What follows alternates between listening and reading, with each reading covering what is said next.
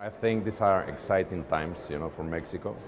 Uh, we have been waiting for, so long for this type of reforms to boost our economy.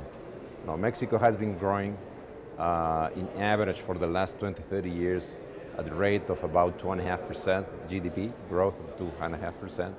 And we think, for instance, reforms on the energy sector will boost that growth, not only because of the investments directly done in the sector, but all the investments and all the activity that will be needed in the country in order to serve this sector. You name it, it's infrastructure, services, education, and much more others. So we do expect Mexico,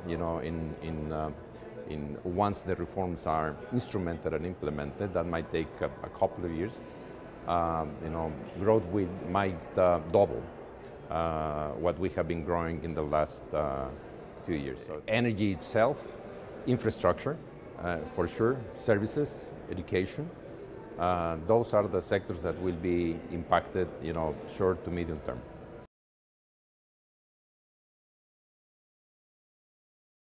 So whatever is related to infrastructure will impact our business positively. So we are very optimistic in the sense of all the infrastructure development that will be needed in order to properly develop the energy sector.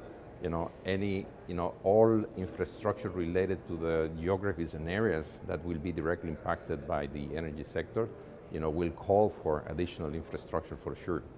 Ports expansions, airports, hotels, all infrastructure in roads, infrastructure in general will be boosted. So that's one impact. The other impact, which is also very important for us and as well as for other industries, is a much more competitive cost on electricity and fuels in general terms. So that will for sure boost additional investments for any other industrial sector in Mexico once we have these goods at a lower cost.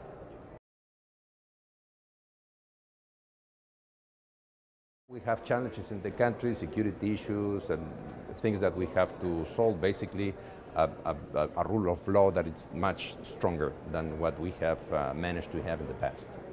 But I'm really optimistic of the impact that these reforms are going to have in the country.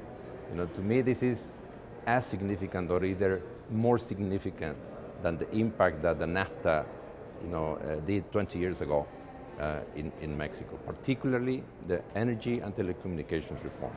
I think we still don't completely realize the impact it will have in the economy and in society in Mexico.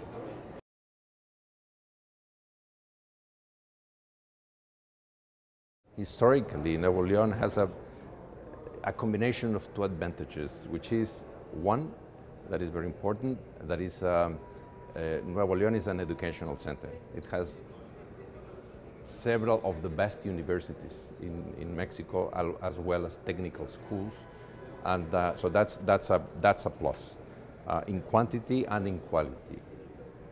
Plus, I would like to add to that the also traditional work ethics that exist in the state.